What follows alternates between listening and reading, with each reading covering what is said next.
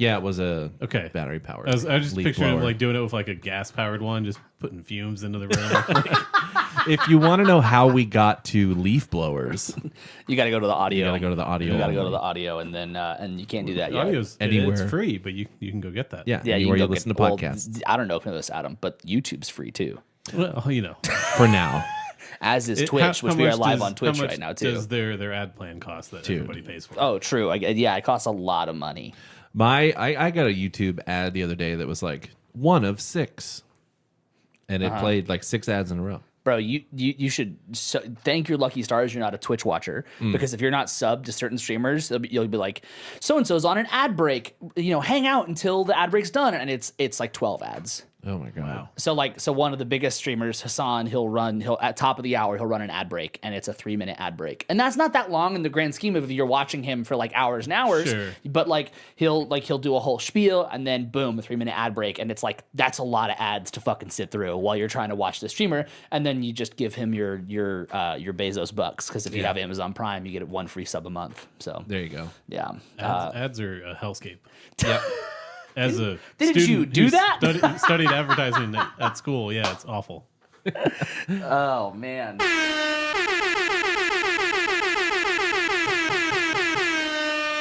Morning. Welcome to Don't Be the Artist. I'm Hagen. I'm Dave. I'm Adam. How we doing? Yeah, Better now. yeah. Better now. It's amazing. Cheers, boys. What an old friend can do. What an old friend can do. That's true. My first legal brew right here. And I'm not just turning 21. That's a different story. Adam blessed us with Hagen's favorite beer. Oh, it doesn't exist anymore either. It doesn't exist. And my favorite beer, I think. yeah. I would feel pretty confident saying favorite beer. It's just so good. It's just like, yeah. You stepped out. I was telling Dave I was very disappointed to go to Union Bear and get their farmhouse, which Yeah. is the style of beer Greenbelt is. Yeah. And I was just like, on the off chance that like they got the They recipe, just got the, and they're gonna quietly put this here. I had to get it, and I was like, they didn't get it. I almost don't want this beer now. Yeah. Their beer is good. Their beer is So, really good. He went to a completely different place. No, it's in the same. It's like maybe it's the same. And they had it's the same building for people who don't know. I'm Yeah, not yeah. Just And- going to random bars and being like, that might be the same beer.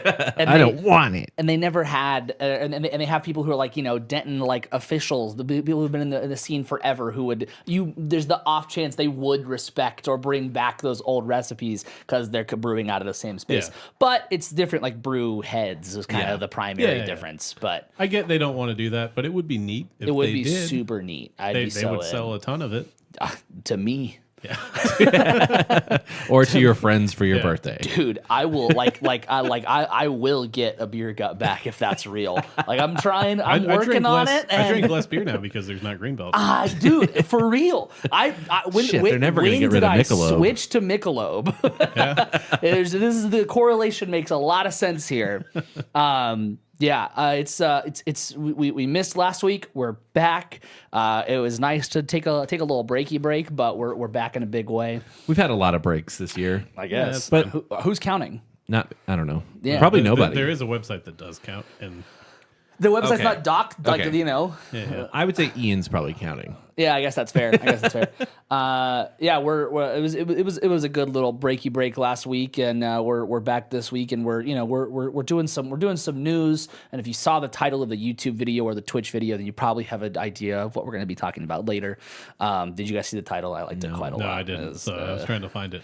yeah, it's all cut It's off up there, but it's cut off. It's cut off. Yeah. So your favorite band got a new singer. That's yeah.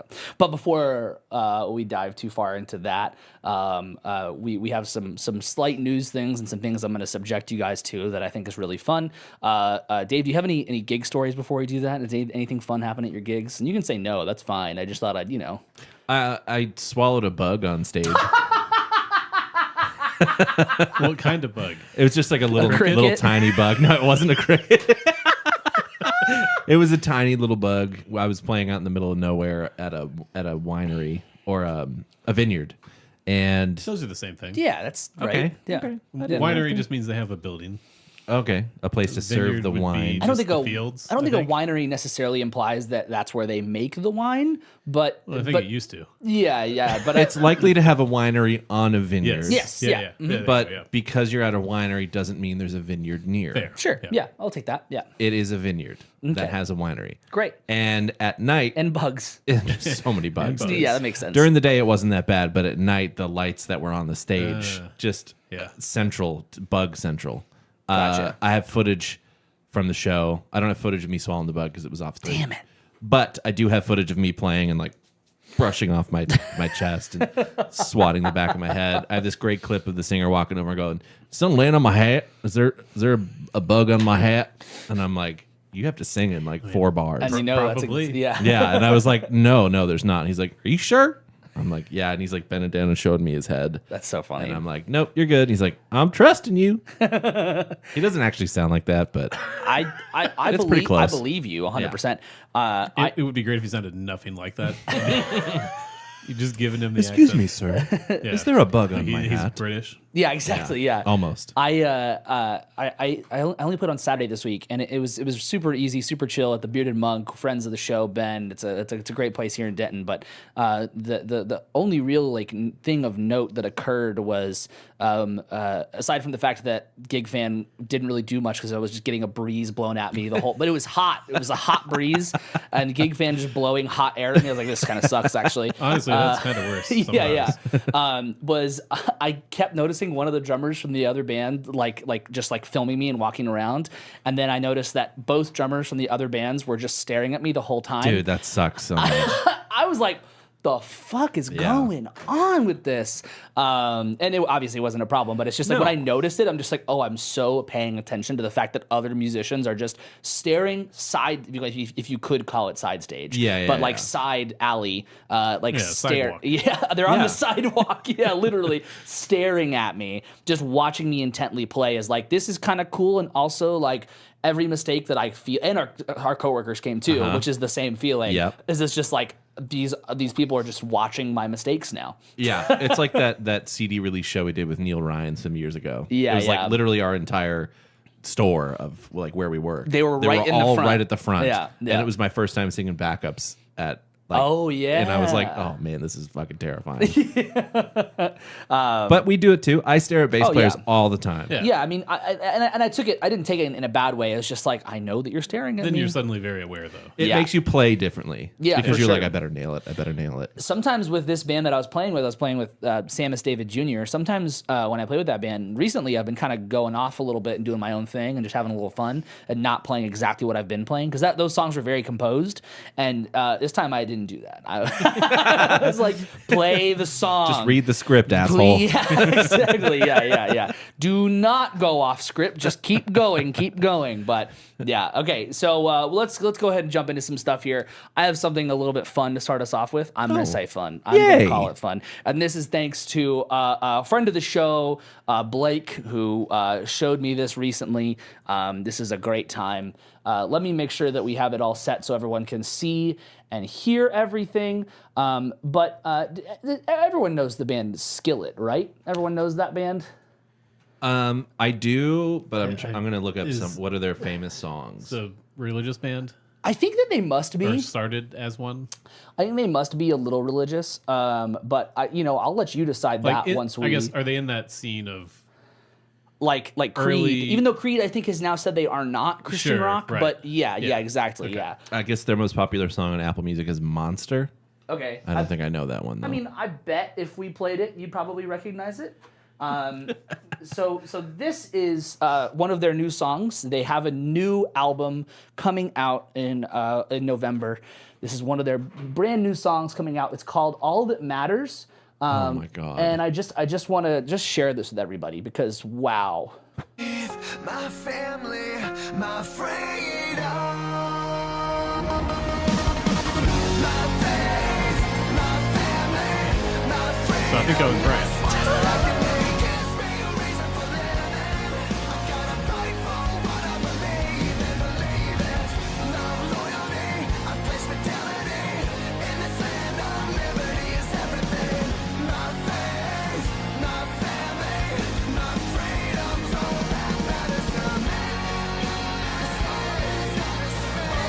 And you need the captions for the whoa.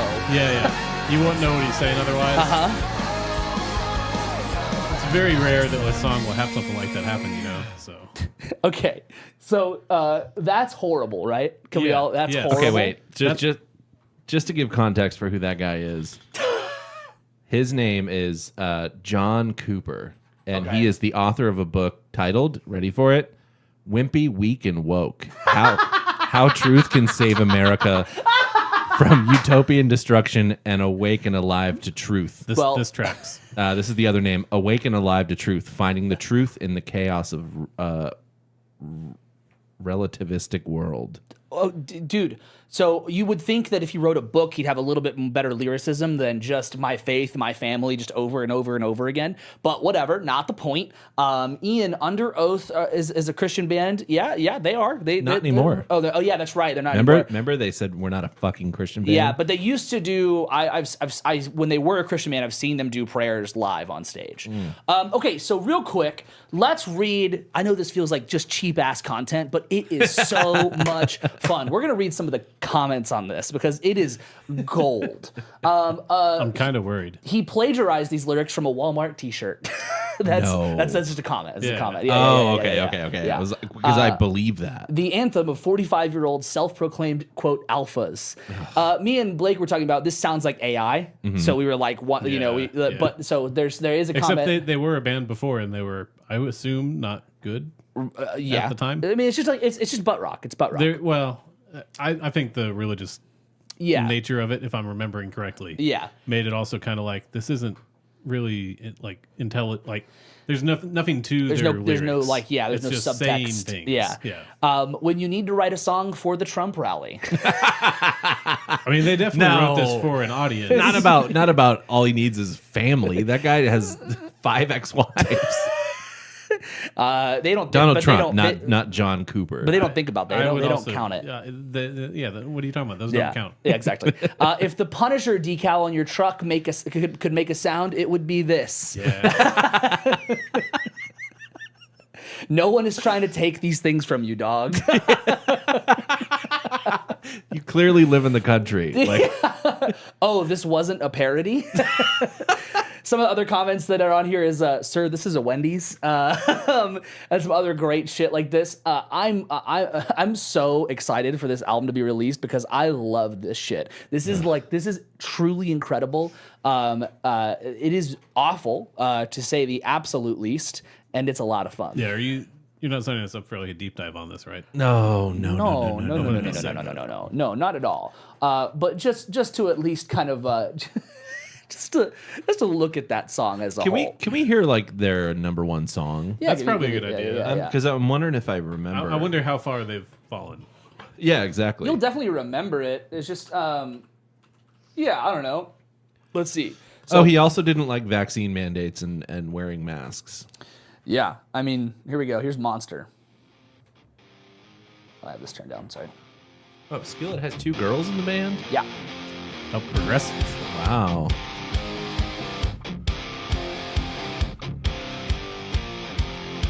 The secret side of me, I never let you see. I keep it caged, but I can't control it. So stay away from me. The beast is ugly. There's a lot of words in this one.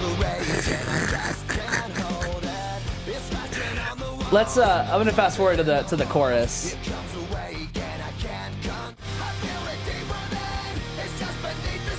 You heard this? I won't be ignored. Close enough. Sounds like that Linkin Park song. I vaguely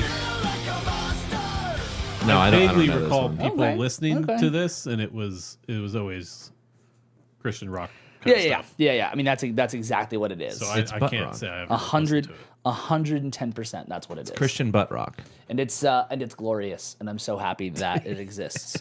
I mean, good for them for playing to serve in an audience. They're just not, but also like they're not playing it live, dude. I was trying to find. Adam's being so nice right now. I was I'm trying trying to not be canceled for canceled By who? The church? but yeah. by Skillet.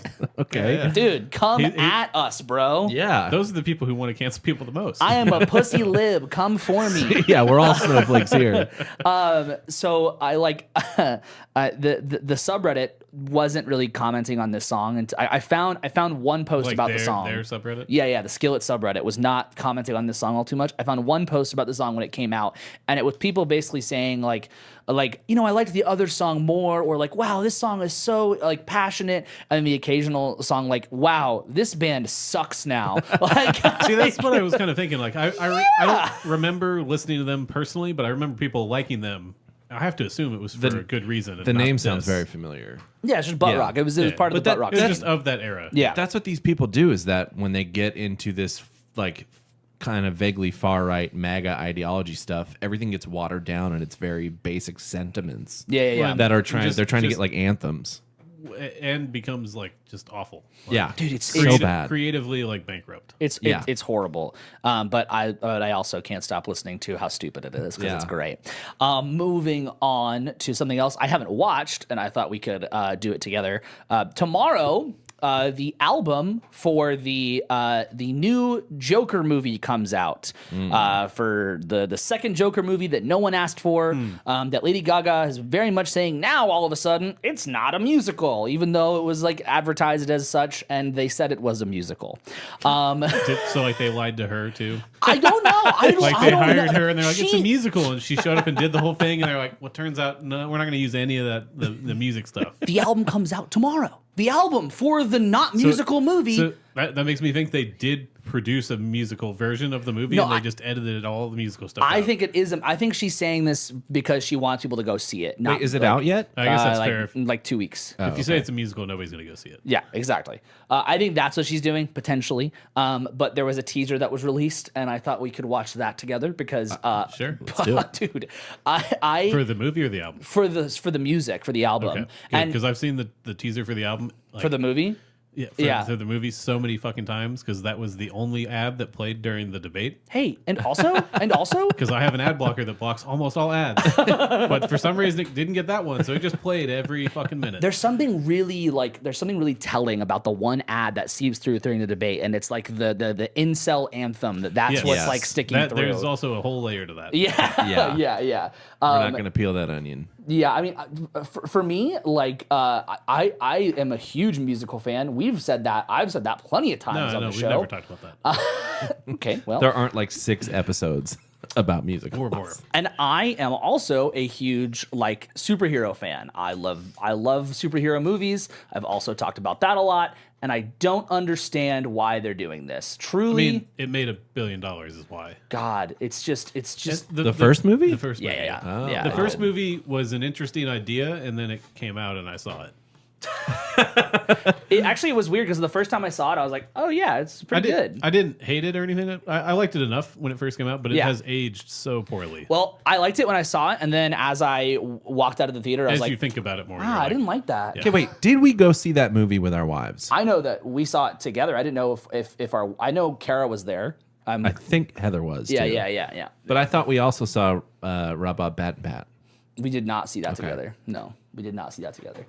Anyway, that one's not related to this movie. No, it's not. But it is related to the Penguin TV show, though, which is actually pretty good. I want to watch it. I want to watch the Penguin TV show.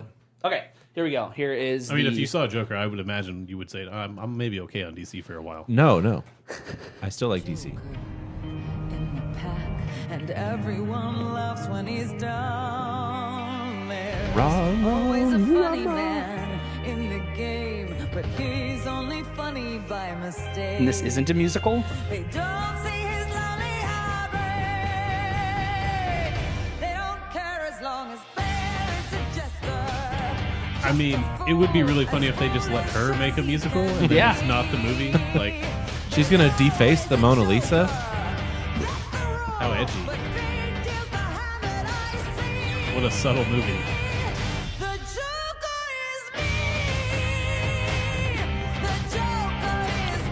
So are these like the GarageBand demos?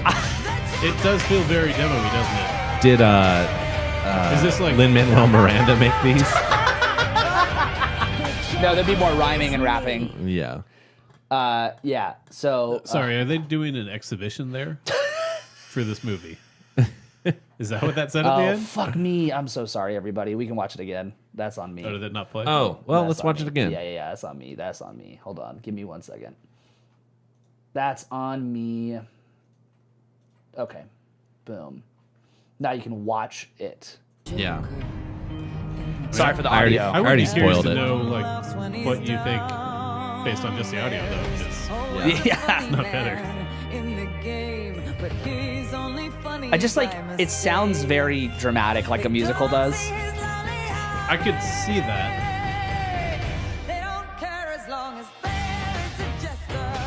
Her voice is so great, though. And I don't mind this like That's riff the, at all. Like sad part of it, yeah. Like she's really talented, and as an actor, she's pretty good too. Yeah. So it's She was great in Stars Born. if she got conned into doing this movie, being told it was a musical, and it turns out it's not. No, I bet they break into song and sing this fucking song. There she goes. I didn't hear that scream the first time. In one of the trailers, you can hear. I'm pretty sure you can hear Joaquin Phoenix sing. He also sings pretty well, actually. He's got a good voice Yeah. for I mean, that. he's. I don't think that my problem is any of them actually singing. They all obviously are great singers. No, yeah. Your problem is that they maybe didn't. My problem is that they just shouldn't have like why make this a musical at all? Like why make Joker 2 a music? What's the point? What is that? Because Is Hamilton. there anything in the lore about No. Joker liking music? No, I don't think so. There's nothing. Also, I mean, the guy making the movie doesn't know anything about comics, really. Oh, okay. He's Yeah. one. What's he his was name like again? Todd Phillips. Yeah. Phillips. Guy who made The Hangover. Yeah. Yeah. Heather Sand. The joke is on her. That was the real Mona Lisa painting. Yeah, I mean,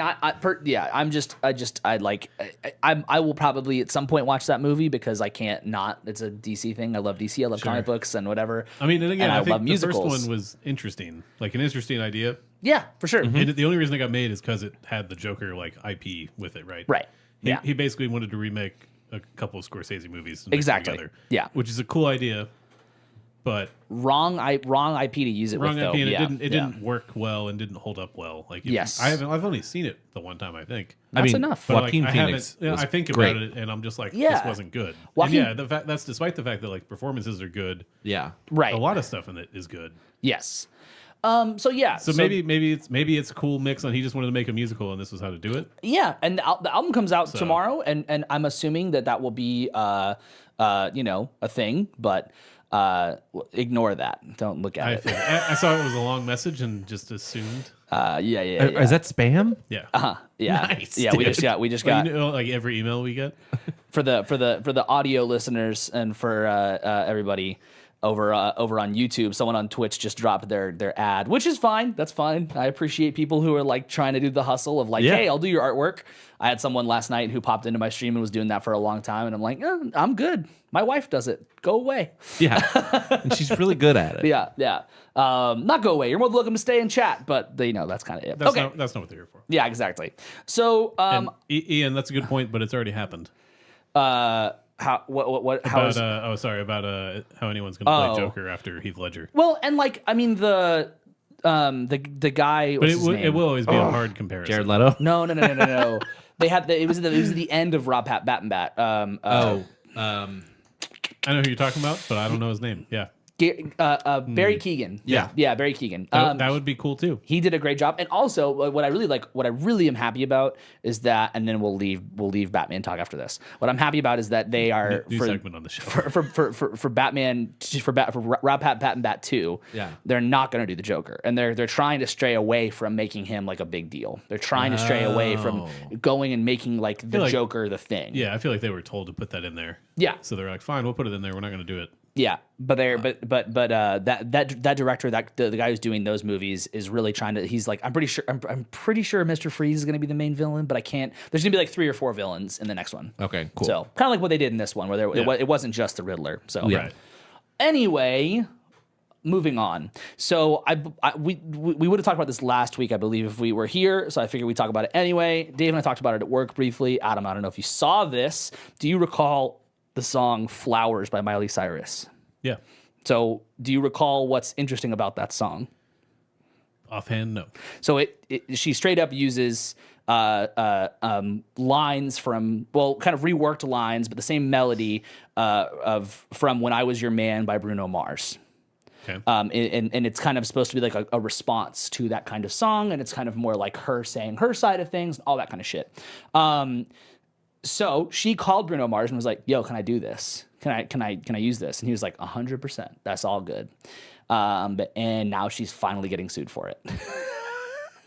And now she's getting sued. Bruno Mars, the guy who's in debt to the casinos. And that's money. That's where immediately Hagen and I both went Yes. to that. Now, to be more specific, the lawsuit, a company called Tempo Music Investments claimed that Flowers included unauthorized exploitation of several elements of Mars's 2013 Hot 100 charting song, When I Was Your Man. The suit also names Sony Music Publishing, Apple, Target, Walmart, and several other companies as defendants accused of distributing Flowers. So this lawsuit is not just like a music lawsuit, but a distribution lawsuit as well. Is that normal? No. That sounds very not normal. Not at all. Tempo Music said it owns a portion of the U.S. copyright to When I Was Your Man after acquiring it from Philip Lawrence, who co-wrote the song with Bruno Mars and other people as well. Bruno Mars is also not named as a plaintiff on the case, which I think is a move. I think that's a choice. Like, that's a PR thing to be like, yeah, I'm not, this isn't me. Yeah. I mean, I guess if he doesn't own the full rights to it. No. Somebody could sue over their half, whatever, their portion of the rights, I guess, and not even involve him, right? Yeah. Yeah. So go ahead. they might have asked him, and he might be like, "No, I'm good. Yeah. I'm hanging out in Vegas. I'm good." So there, the musical aspect is there 100%. Where and this is like, it's so funny because I read this and I'm like, no fucking shit. We all talked about this when it happened. But the quote is, any fan of Bruno Mars's When I Was Your Man knows that Miley Cyrus's Flowers did not achieve all that success on its own. Flowers duplicates numerous melodic, harmonic, and lyrical elements of When I Was Your Man, including the melodic pitch design and sequence of the verse, the connecting bass line, certain bars of the chorus, certain theatrical music elements, lyrical... What the fuck does that mean? Exactly. Lyric elements and specific chord progressions. So a lot of that stuff is like, no shit, we all knew this. Like, yes, we all talked... Yes, 100%! And Heather brings up a great point. Why now? Yeah. Did this company just buy the rights? Yeah, which they might have. They might have just bought the rights from that guy, Philip Lawrence. Right. And so they were like, cool, lawsuit time, let's get it. But yeah, super wild. That's insane. Also, like all of those things you mentioned, we're likely to notice that. People who listen to the show are going to notice things like that, similarities between songs. No normal person is going to notice any of that. Well, and be like, that's why I like that song. It's like this other song. Like, yeah, they just like the song. That's how it goes. I would argue that the song was popular because of what was going on in Miley Cyrus's life at the time. And it also she was is breaking like, up with right. or getting divorced from Liam Hemsworth. It also is like it takes the stuff from When I Was Your Man and during the chorus. I also don't believe it's during the entire chorus. And then the verse itself is also it's separated from the whole thing. Yeah. And so there's parts of this that I understand, but it is like, okay, you could have done this when it happened, and two, like, she did what she was supposed to do. Like, what else do you want her to do? And I wouldn't even be shocked. I haven't checked, but I wouldn't even be shocked if she gave Bruno Mars a writing credit. So maybe it's the fact it's just those other people that are now, I want my piece of the pie. If they sold their rights too, that's just somebody purchased them for this purpose. Right. Probably. Yeah. Does anyone know Bruno Mars's real name? I did at one point, but I don't remember it. Do you have it? No, I'm looking it up now. Oh, just to see like the writers. Yeah. Yeah, I don't know what it is. I mean, that would be interesting and really bad in the future if that's what starts happening to people selling off their portion of songwriting credits. Yeah. Because then some company with a bunch of lawyers who think they're really smart are going to go after everybody for anything. It's just interesting, like reading like lawsuit lingo for music terms is so strange to me. Like, I can get some of this stuff, but certain theatrical music elements, fuck off. Like, no one talks like that. Just like the general vibe of the song? Yeah. Is that what they're saying? She stole the vibe. Yeah, exactly. Yeah, it's such a weird thing. But yeah, so she is getting sued for that. I think it's a pretty stupid thing. I can't imagine that's going to work because they're suing all these massive companies who distribute the music. They're going to get shit on probably. Like, I'm just imagining, Apple's a pretty big company. Yeah. I imagine the lawyers got that in and they're just like, what the fuck? Are they serious? Mm-hmm. Don't sue Apple. Don't sue Apple. It's not a smart like suing move. Disney. It's like, which one's worse? Yeah. Do not sue Apple. Yeah, it's pretty crazy that this is happening now. But also, why didn't Miley's team not get ahead of that? Not get ahead of that. That is a weird question. Maybe Miley was like, hey, chill out. But to be fair, maybe they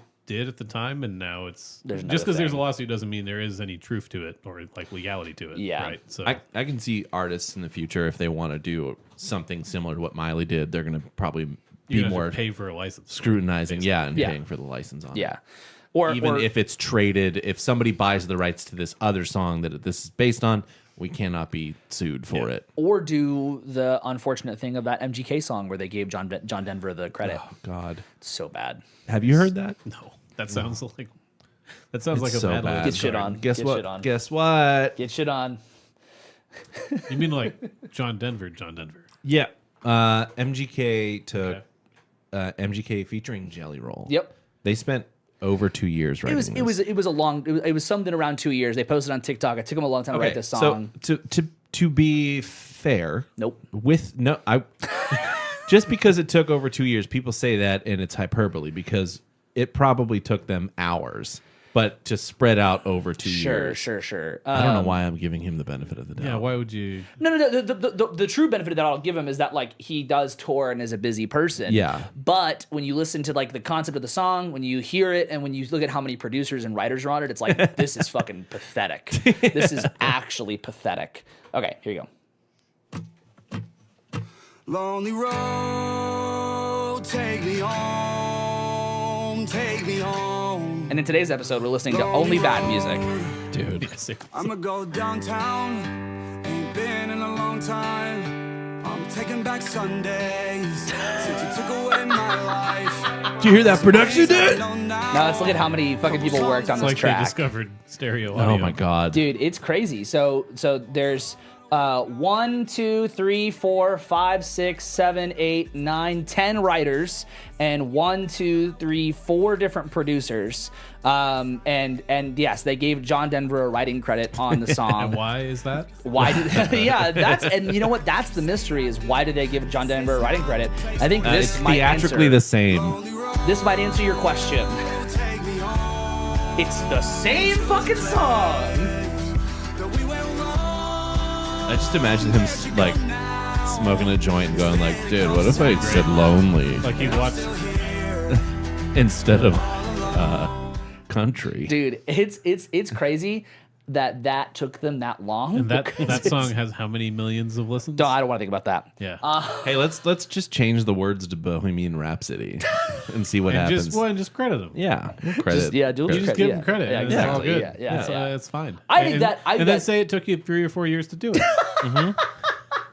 I think that it could take me a long time to learn how to play Bohemian Rhapsody well. So Absolutely. yeah, well that Sure. works. That works. Yeah.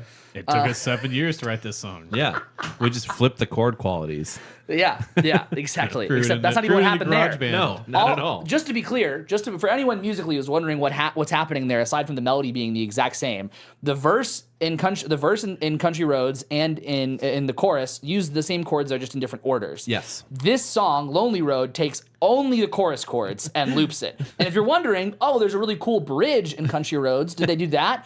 No, they didn't do that. It's the same chords in their bridge, but it's not the same bridge. It would have but- taken another 2 years to figure out a bridge.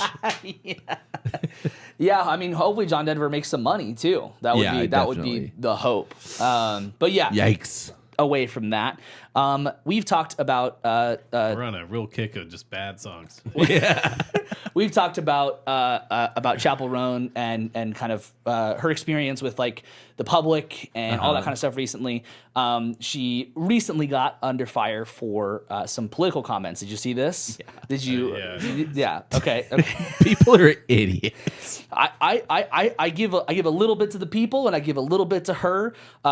She can't say that like there's problems on both sides when she's saying how she's not going to endorse anybody. That's a dangerous thing to say. And yeah, there's more context to the quote, but like, how old is she? this is her third election she can vote in. So that's what she said in her TikTok. Old enough to vote. Yeah. Yeah. I'm just saying everybody had dumb ideas when they were in college. That's usually when like libertarianism starts in some people. I'm But all if there for, wasn't just two, she's 26. I'm Okay. all for. Yeah, she's still in dumb political phase. I can Yeah. cut her a little slack there. I'm all for people not. She doesn't have to endorse anybody. I don't give a shit about that. It's just saying the dumb thing out loud. wait, what was the initial thing she said? She said that In a nutshell. I don't want to get the quote exactly wrong, but it was something along the lines of like that like she's not endorsing either candidate, and that both sides have their issues. That's fair. That is fair. It's dangerous for somebody who is like a face of the LGBTQ community right now to say that. That's where the danger is. Yeah, but it's only dangerous because of what we can only assume would be the public's negative reaction to it. Yeah. So the very fact that she said she doesn't really fully support either candidate is not inherently wrong to say. No, because that's neither fine. do most people. Yeah, that's fine. She could say that, and that'd be okay. Yes, That's 100% fine. I think that, and the quote was taken slightly out of context, but it was important for her. She did release she did post TikTok like yesterday. I guess see. it was, That's the one I saw. where she basically was like, she basically was talking about how like it's crazy you guys hadn't even thought that I was going to vote for Trump. Yeah. Like my biggest concern right now is trans rights. And if you know me, my music, my shows, that's where my number one concern is.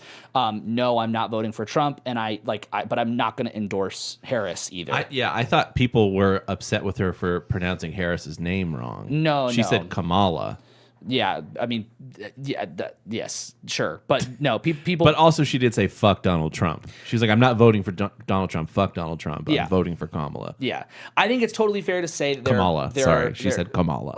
I think it's totally fine that to say there are problems on both sides. It's just tough when you're in the position that she's in to like to say that kind of thing. It's so easy for anyone to take that at straight face value and be like, well, you got this isn't the time for you to both sides this. This is not the time for you to both sides this. Because like that's what it comes across as just at face value, especially from someone who is in her position of fame. Right. The problem is that face value makes headlines. Sure. And that's the thing is that, and then people only read headlines. They don't read into the full thing. Yeah. Like she, in the video I watched today that I thought we were referencing, she said, I'm not both sidesing it. All I'm saying is that I'm not endorsing the Democrats because I don't 100% fully agree with what's going to happen. Right. And she mentioned Palestine, which is totally fair. Yeah. And she was, that's it. She's like, I can't believe I have to clarify this. And it is a little unfortunate, but it also is really important that she does clarify when we're talking about things as detailed and as important as politics. And if you're going to comment on it at all, it's important to be clear what you mean. Yeah. It's important to be very, very, especially when we're in the moment we're in right now. Yeah. It's like clarity is everything. And yes, it's unfortunate she has to do it, but it also is good to have that level of clarity. Yeah. So that way all the fans can go, because like there is something so vicious about like when a leftist says a bad thing, like even slightly bad, that all leftists will just jump on them immediately. Though there's any question for most people, it's like the number one toxic trait of the left. Yeah, is canceling shooting ourselves in the foot. Exactly. Yes. Repeatedly every couple of years. Yeah. And this happens with a lot of people on the left, but to have someone who is such a big face for certain communities, and then to have that, and then I couldn't imagine, like, the reason I brought it up was because of watching how many people on Twitter who are part of the LGBTQIA+ who were like, what the fuck? Like, you can't do that. Now is not the time for you to say that kind of shit. Especially like she didn't have to say anything. If she doesn't want to say anything, she could just do that, and that would still get some pushback. Yeah, but it wouldn't have been to that degree that it was. Yeah, It's when she veered into the libertarian, blah blah blah. Like, she didn't actually do that, but you know what I mean. Like, Again, we're labeling when people the phase sound, when people start to do that. When people potentially sound like they're a little bit on that like cusp of something, but that's not what she meant. Like, I'm just really showing it to everybody by voting for this person who's only on the ballot in one state. That'll show them. Yeah, exactly. Yeah, I just don't think it should be that big of a deal. I think that, especially now that she's clarified it, and but we're talking about it because she's also been under scrutiny for her reaction to fans and people. You know, she's in the headlines. I think that is totally that's like totally fair. that's her reaction to fans is totally fine, and what she said was fine. It's just I will stand by, if you are going to speak on any of that stuff, it's important to have levels of clarity. And yeah, there were headlines. The quote was taken slightly out of context, but it's you have to understand that's going to happen though when you're in that kind of position too. Yeah. She's like, I'm going to vote for Harris. Yeah. But it doesn't mean I endorse her. Yeah, which is totally fine. No. Yeah, I you know. Oh no, Let's go. I'll write him in. I don't give a shit. No, please don't. But yeah, so there's that. And now moving on to our main thing of the day. You'll take a cancel buck, Heather? Yeah, you'll get one. You know, it's fine. It's fine. Is it fine? I don't know. So to be fair, we haven't talked about him in a while, so yeah, that's true.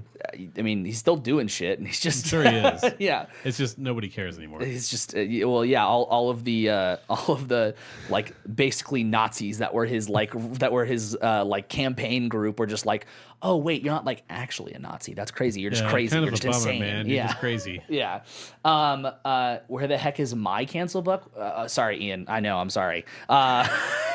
Okay, so we this is something that I wanted to make sure we could truly talk about, and it's time to discuss Emily Armstrong, the new singer of Linkin Park, and all of the things that have come from that, and so on and so forth. Adam, Linkin Park, how do you feel? I remember they were a band. I was never really into them, so I didn't really have the strong feelings everybody else did. It did feel like, very significant at the time, obviously. Of course. Yeah. But it's not a band I've ever like gone back and listened to. It feels very much of an era for me. But that's totally fine. There's nothing wrong with that. Yeah. I appreciate that a lot of people really love them and have enjoyed their music even after. Yeah. And now we're getting to the weird part where people get mad about it. And I know we've talked. I'm pretty sure we talked about this before. But Dave, Linkin Park, Hybrid Theory was my jam. But then I drifted away. Yeah. But I do respect the fact that they've had a lot of success in the time that they were the band that they were. Yeah. Yeah. There's no denying like their impact on like society and music to a degree. But did you get into them? A decent amount. I actually was very much so like it was kind of a weird time for me because it was like I was into new metal kind of late, but I was really into the Linkin Park Jay-Z stuff because that was when I was listening to rap. So I was really into that stuff, and I did like Linkin Park, but it wasn't always my favorite thing in the world, especially like as later years went on. But I still was a decent sized fan. So everyone knows what happened to. I guess I should also say for this whole segment, trigger warning for a number of things. We will be discussing a number of sensitive topics, and we will do our best to kind of go through those topics. And but definitely heads up, if you know any of this, you probably know what we're talking about anyway. So Don't answer it. Don't respond. Don't respond. Okay, not responding. So we covered when the countdown happened, and the countdown was nothing, right? The countdown happened. We covered when the countdown, started where the count up happened. Yeah, and it started counting up. And then it counted down again. Yeah, right. And then what happened? And then they played a live show. And then they played a live show, and they revealed the new vocalist, Emily Armstrong. I can't remember the band she's in. She was in before this. Should have had that pulled up. And everybody's reaction is, oh my God, it's the new vocalist. And there's obviously the kind of cliched, of course, misogynistic comments of she's a girl, she can't do this, and then this is like when they ruined my comic book movie. Yeah, exactly. Yeah. And so there was those comments, but largely I feel like a lot of people were like, wow, she sounds great. She did sound great. Yeah, she does sound great. She sounds really good. Yeah. It did not take long for people to discover there are some things, some controversies behind Emily Armstrong. If you had putting it one way, so the controversy. Well, I know at least one of them. Yeah. What's the one that you know? Scientology. Yes. Yeah. So she is Dead Sarah. Thank you, Kyle. She's a member of Dead Sarah. So the Scientology one's weird to me, just because that should have been a thing you think about. Just You mean in terms of the band? The band, and the PR yeah, people. right. Yeah. There's nothing inherently wrong with that. You should just know this is going to be a problem. I think I think there's something wrong with it. But that's Yeah, I would say there is something inherently wrong But with it. there are plenty of like people who like grew up in it and that's how it is. We're born into it. That's her. And that's different. Yes. She was born into it. kind of different. It's different until they decide it's not. Yeah. It's kind of different. It's different. It's unfortunate if you're born into it because again, you obviously have no choice. Right. This is how It's your hard to parents escape raise from you. it. Yeah, those claws are in deep. Oh my god! What the hell was that? What was that? I was trying to move my mic and it just fell apart. Not the mic, the other thing fell and then it did this big squeak. There's the squeak again. That squeak was perfect. That was Yeah, a that good was squeak. great. And my fucking button, the magnet fell is on my mic. Anyway, we'll get into the Scientology thing in just a little bit. Just a little bit more detailed, but yes. So she is a Scientologist. Now, do you know why the Scientology thing is like particularly a problem aside of just being a Scientologist? Offhand, I don't. No. Do you know who Danny Masterson is? Yeah. So she was. I'm seeing where this is going now. We're like 2 and 2, 2 and 2. Yes. So she was she was in support of Danny Masterson. This is I'm trying to tell this in order, basically, of how we learned things publicly. Yeah, people were saying. Yeah. People were saying that she supports. Because she was seen Danny at Masterson. the court case. Okay. That's it. Yeah. And I mean, Scientology. probably not good to be there if you're No, Scientologist. of course not. And Scientology. Yeah. Like all Scientologists basically like support each other. That's Sure. kind of the way it works. That's supposedly part of the deal that is so good that they make you. And to be 100% like transparent, I think this did happen, but not to the extent. She got flamed so quickly for being there, where you can look at Ashton Kutcher and Mila Kunis, and they are totally fine. They wrote letters of like why Danny Masterson's a great guy, and he was on trial for. They hired better PR people. I guess. I mean, that must be all it is. Because I did see someone make the point of like, wait a minute. Like Ashton Kutcher and Mila Kunis, they were in full support of Danny Masterson and how great of a guy he was. And no one is shitting on them nearly as hard as Emily Armstrong immediately got shit on. Well, and that wasn't a case of just like, oh, we're in the same church. Yes. That was like, Yeah, we've known him for decades. And Emily Armstrong, Mila Kunis, and Ashton Kutcher. I'll speak for just Mila Kunis and Ashton Kutcher. They were like, we weren't supporting what he did. The letters that they wrote were only to speak on on his character on the time that they knew him the most. Yeah. That's all it was. Yeah, right. Anyway. So she was seen at the court case, and then she got lit up for this. There is a lot of things with Scientology that are obviously very finicky and tricky, but she very quickly, like a couple days after she got lit up for this, posted on Instagram and basically said, I obviously do not condone what Danny Masterson did, and I went there as a friend. I learned what happened, and I left, and that is all. So she mentioned that, didn't mention Scientology one single tiny little bit. And as you do if you're a Scientologist. Yes. So here's where it gets a little bit, whatever. So Danny Masterson's case largely was had to do with Cedric from Mars Volta and his wife. Wife. And Scientology also did some stuff that's not proven, but they like killed Cedric's dog and a bunch of her cat. Yeah, I think. Yeah. So this is what Cedric left on the Dead Sarah Instagram account as a comment. I'm surprised none of you wrote a letter on Danny Masterson's behalf since your corny-ass singer showed up to support him in the prelims. Remember, Emily? Remember how your fellow Scientologist goon squad surrounded one of the Jane Does when she was trying to leave the elevators? The court sheriffs had to escort her away from your awful cult. Remember when we did the purification rundown, Emily? Were you directed to safe point me because of what my wife knew? Why can't you shut your mouth during a detox program where people are going through some rough shit, but your corny ass is singing like an unsupervised child? Is it because you're a born-in Scientologist that gets a pass? How do you reconcile the homophobia found in the teachings of LRH's book Dianetics? Do your fans know about your friend Danny Masterson?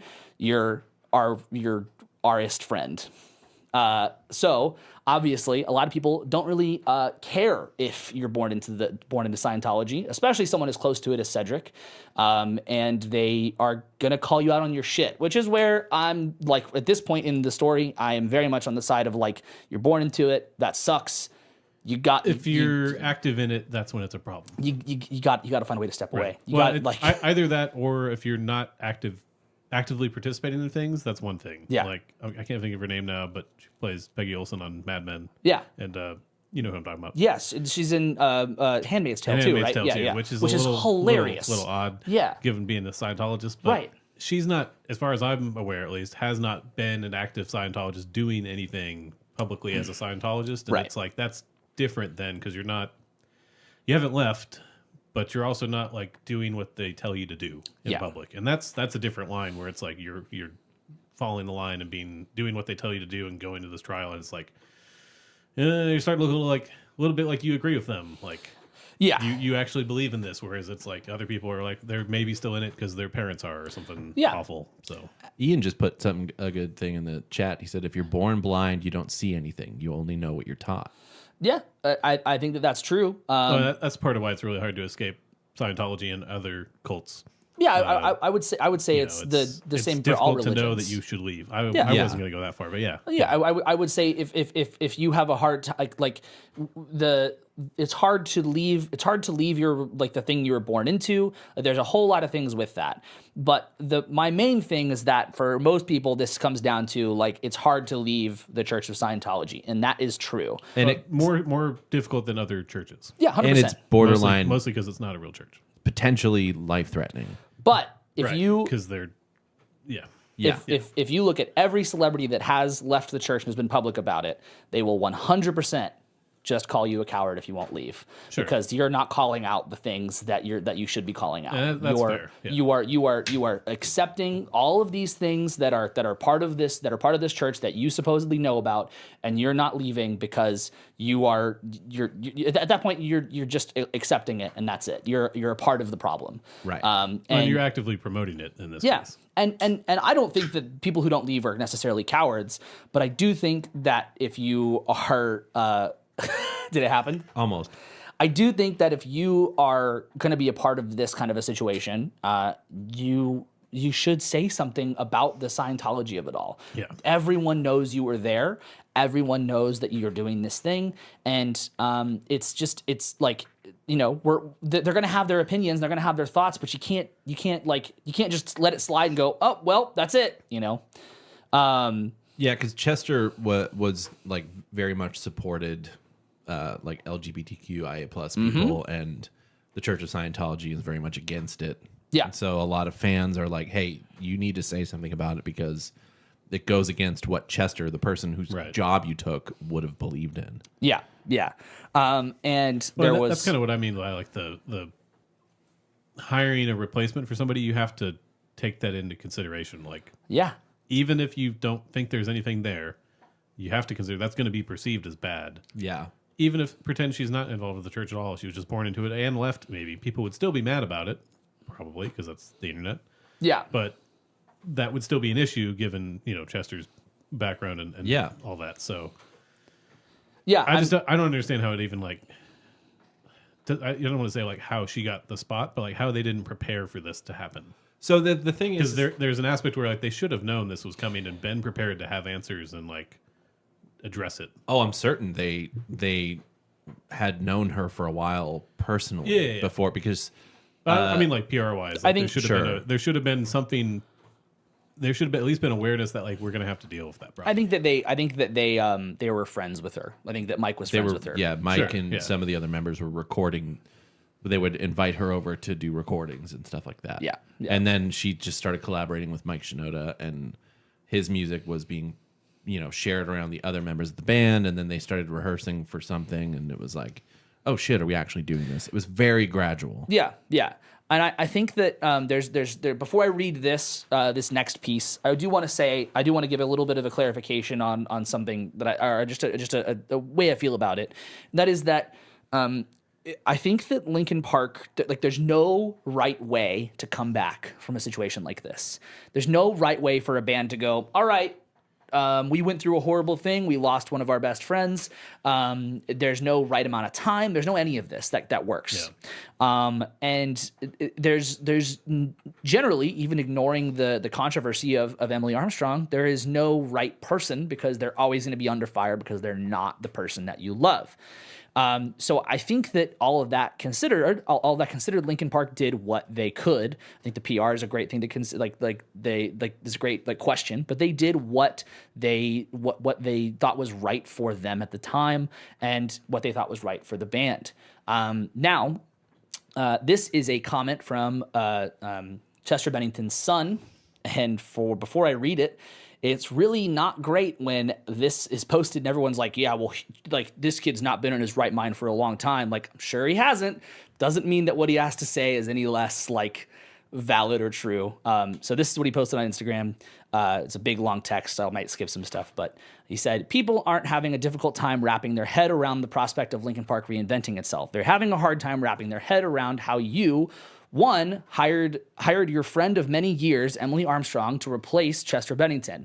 Knowing Emily's history in the church and her history as an ally to Danny Masterson is what it is. Two, quietly erased my father's life and legacy in real time, not only during a band interview meant to clear the air about certain aspects of Linkin Park's history and future, but during International Suicide Prevention Month. I don't know what that comment was, but I think an interesting point a lot of people made was that Chester was not an original member. So it's kind of a weird line of yes, he left a legacy. How do they handle that as is that what the band is now? Is that what the band will always be? It's a hard line to draw for sure. Given their popularity though, it's hard to deny he's a core part of that. Yeah. Mm-hmm. Who was the other singer? Yeah. Yeah. I honestly didn't know there was another singer. Me neither. And then three, have refused to acknowledge the impact of hiring someone like Emily without so much as a clarifying statement on the variety of victims that make up your core fan base. No acknowledgement of the way you groom your fan base.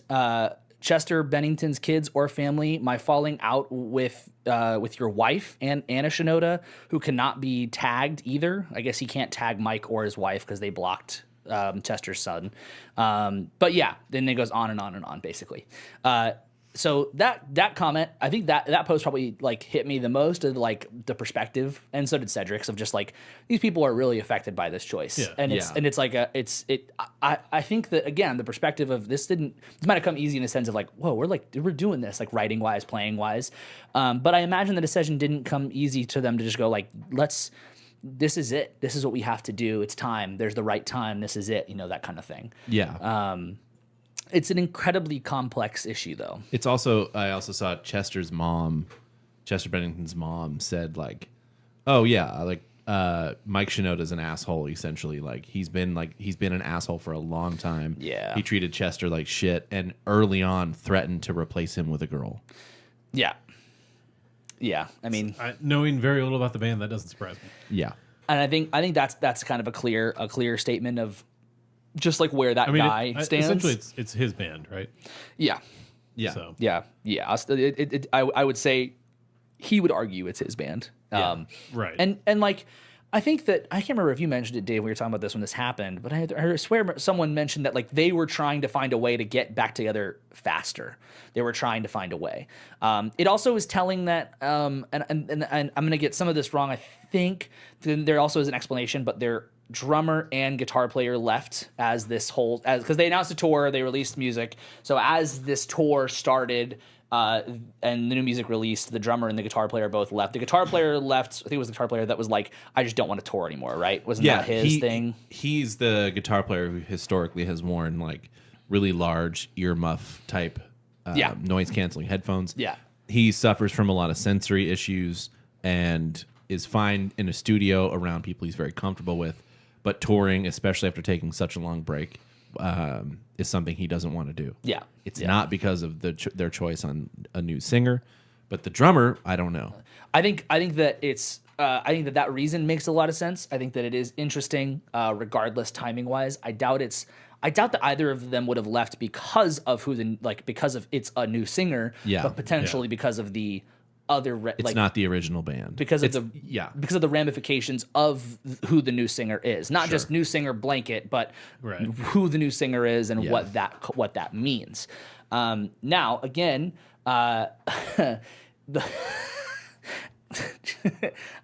sorry, someone in the chat said something that was ridiculous, just absolutely ridiculous. I can't repeat it. I can't. I'll get canceled. I'll get canceled by this podcast. Yeah. Now again, like it's very difficult it's a very difficult like topic, but I thought about it a lot, and not that anybody is over here thinking like, well, God, what does Hagen think? Hey, what does Hagen think about all this? That's stuff? the name of the podcast. It is. Actually, we're changing the name. What does Hagen think? We're changing the name. What does Hagen think? We're just here. And how about the other guys? Yeah, exactly. Yeah. No, we're here to. And how about the other guys? Am I right? We're here to ask that question. They're good at saying yeah, exactly. Yeah. What do you think? Thank you. I where I am with it is if Emily Armstrong does not agree with Scientology, I think that she needs to try to find a way out of it. Had a funny way of showing that. I think that she needs to 100% find some way to get out of that church. I believe that for any person who is in something that is a cult, you know, if a lot of people would argue Mormonism is a cult, if you find yourself not agreeing with it and you want to get out, try to find your way to get out of there. I know it's difficult, but someone like Emily might have the resources. And to your point, Dave, your life is in danger, but also Scientology has no lives on them. They have never killed a person. There's never been a body on Scientology.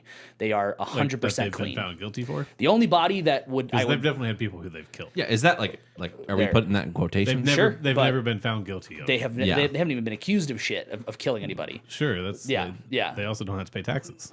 Because they're a church.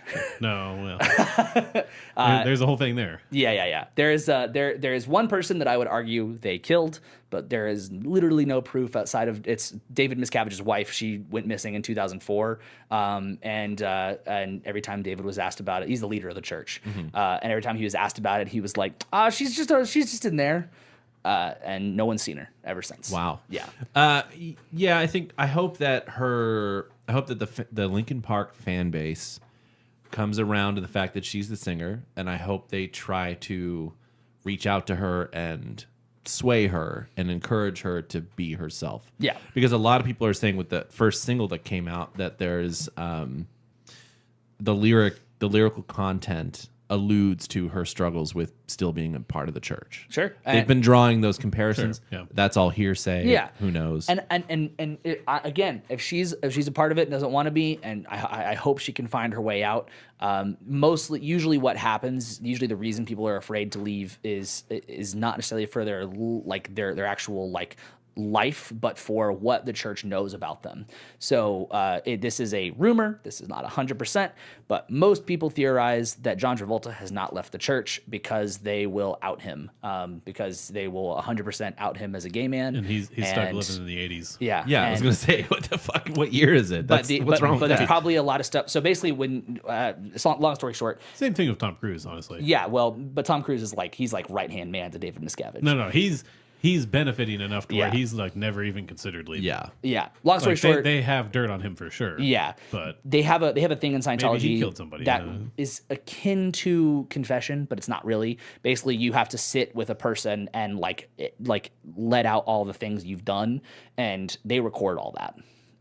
So the amount of shit that they have on you, that's the scary part, is what they can do to you when you leave and what they can release to the public, how they can fuck you over. If you're a public figure, especially. Yeah. There's also the family aspect. If she was born into it, her family's still in the church. Her family can't talk to her. Her family would not talk to her if she leaves unless they also leave.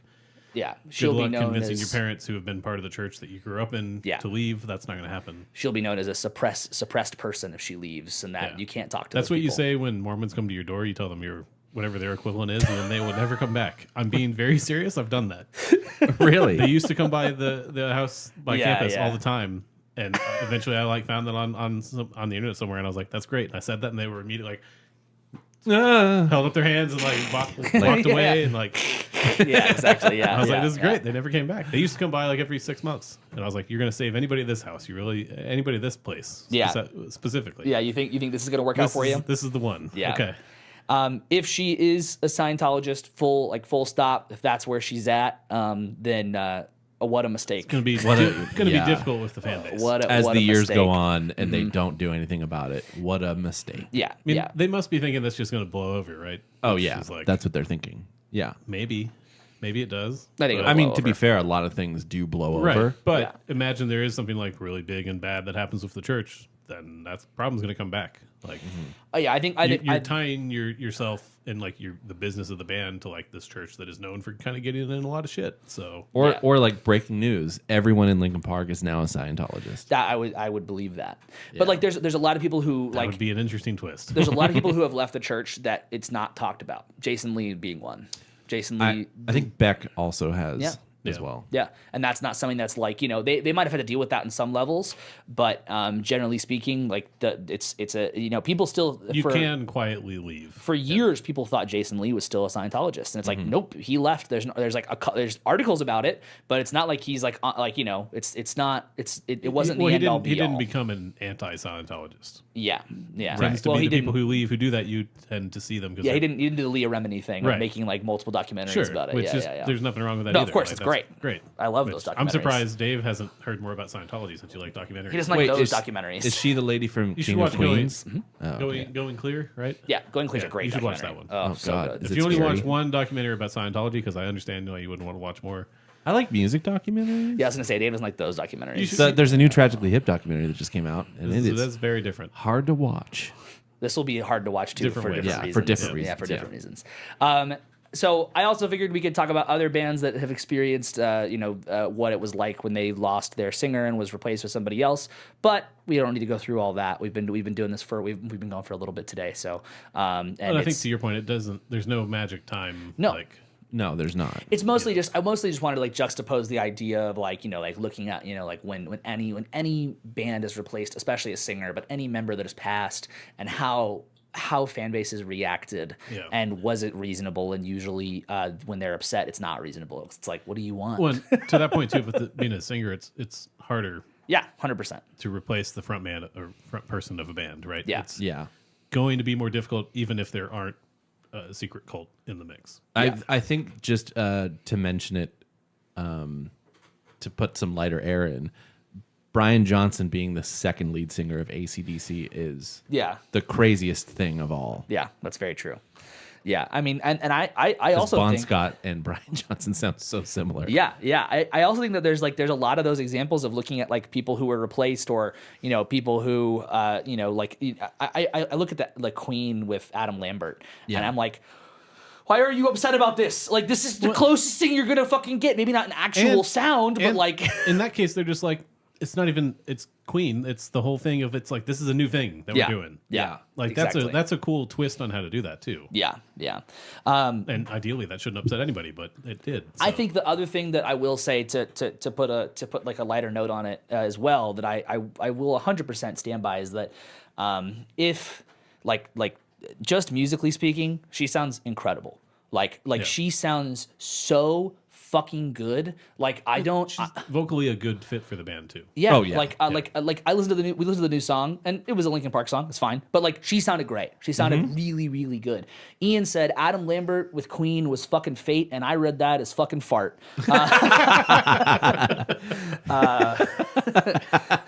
I read that quickly, and I was like, oh my god, nope, that ain't it.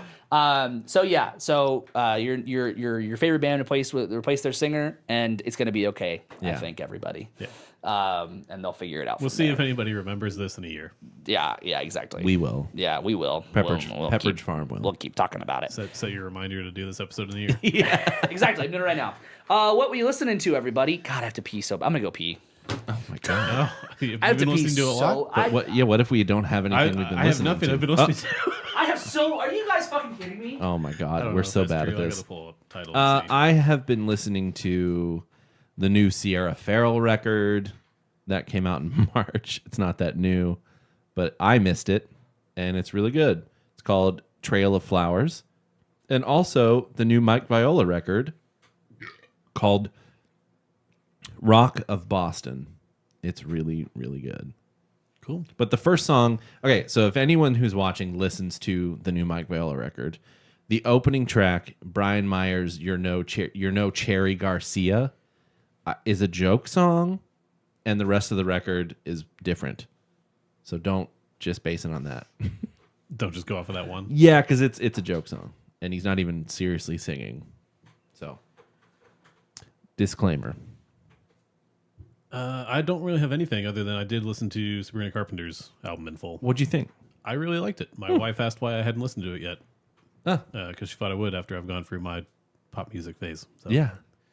I need to check it out. It's good. It's good. It's obviously some of the songs you're going to know already, and they kind of feel, as a result, like out of place on the album, like more attention than there actually would be otherwise. Yeah, that's the thing with But those it's good. huge pop singles. That when you hear them on the record. Places like Eastside where they just play the entire album. God, I'm so sorry. I had to pee. Okay. What have you been What'd you listening say? to? What'd you listen to? You have to go listen to find out. The new Sierra Ferrell record that came out in March, so it's not that new, but it's new to me. Yeah. And Mike Viola's record. Oh, that come out? Yeah. Oh, nice. Came out on Friday. We missed it. Oh, fuck. That's on you, big dog. That's totally on me. The disclaimer on that one is don't judge it by the first song. Yeah, listen It's to a the two joke. songs. Okay, cool. I listened to 4 albums I liked a lot last night. One I found through, again... Last night? Yeah. Whoa. I was streaming WoW on Twitch and listening to albums. And Kyle said, yeah, how about that new Skillet? We already talked about it, but yeah, of course we're listening to that. That's fire. It's about jam, dude. That's your number one song of the week, right? Number one song of my life. Faith, friends, family, 100%. Faith, whatever the order is. They're I don't trying to take remember. that away. Yeah, they're trying to take it away. My love, Theo Katzman, posted an album from an artist called Próxima Parada, and it's an album called Into the Way, and it is awesome. It's like kind of like folky R&B jams. It's very, very chill, very like tight grooves at times. Weird shifts in the songs. The song he posted was like this acoustic song, and I was like, it's good. It's good. Listen to the first song, and I was like, oh fuck, it's jamming. It's good. Let's listen to that on the road this weekend. Yeah. And then I listened to and you know what? I'm gonna try to say the name, and it's not gonna go well for me. But we listened to one song on Fun Friday. Oh, that one. That one, you know what it is. Yep. I'm trying to find the album name. I don't know why Spotify does this to me, but apparently it does. So the artist's name is Nilufer Yanya. I think I did it. Wait, let me see the album cover.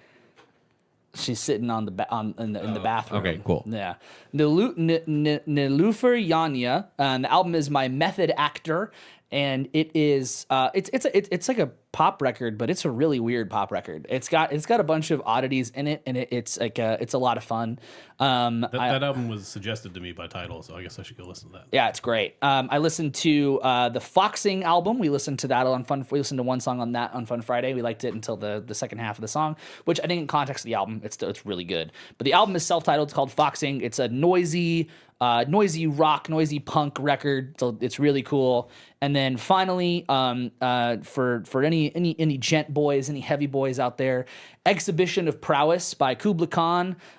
It's a fucking gent record. It's a hard hit. Well, it's not necessarily gent, but it's got some of the very cliched gent kind of stuff. It's got great tones in it. It's heavy. And I listened to it, and I was like, "Wow!" I felt like I just listened to a loop of the same song, but it was good. But it wasn't like it took me on any kind of journey, but it was still really good. You need to text Adam all of those names. Yeah, I will. So he can put them in the show notes. I found that. Yeah, I didn't try to take notes. I found that with this particular album, I every single song, I was like, man.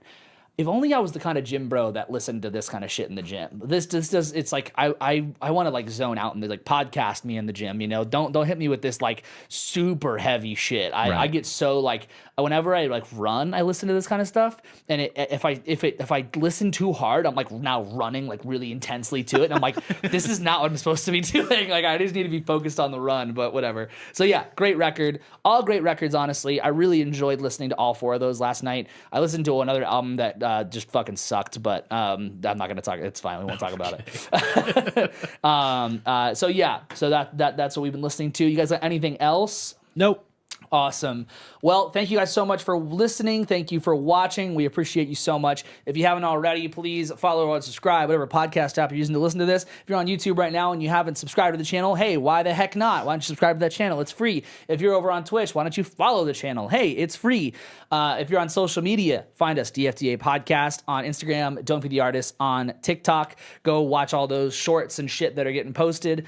And if you have any topic suggestions, if you want to say, hey, what's up? If you have an opinion on Emily Armstrong that you want to share with us, you can email us at feedback@don'tbetheartist.com. I did forget I had one thing. You son Dave, of a... I'm in the middle of you something. have a turntable now.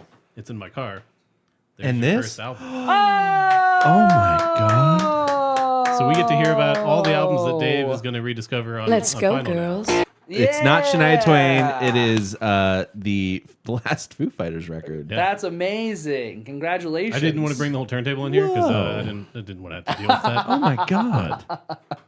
That's amazing. I'm excited you get to join us speechless. on that. I'm blown away right now. Sorry, I forgot all about that, and I looked down and I was like, shit. If you guys want to if you guys want to say how rude it was that they just interrupted me, you can email us at feedback@don'tbetheartist.com, or you can DM us on those social medias. If you have any record suggestions for Dave now, you should also send those over, feedback@don'tbetheartist.com, or DM Jellyfish. us. Yeah, exactly. Yeah, find Jellyfish for Dave. And Fun Fridays, come see us on Friday over on YouTube and Twitch, listening to some new music. It's a lot of fun. It's a ton. The last few have been a great time listening to some like really good shit every single week lately. It's been great. And even the bad stuff has been fun too. So come hang out with us Friday in the afternoon. We will be live streaming, listening to new music. Go check out our Patreon. There's new shit up on there as well of us watching It Might Get Loud and reacting to it. It's a ton of we fun. loved it. I think it's I rewatched that shit and I'm like, this is fun to like watch it with us. I'm biased, I guess, because I was already sitting in the room, but it's like, it's a good time. It's a good time. So going over to Patreon, go check that out, join us up, and thank you guys so much. And Fuck off! Get rid of town! get me a record player. Get Dave a record player. Let's go. Bye.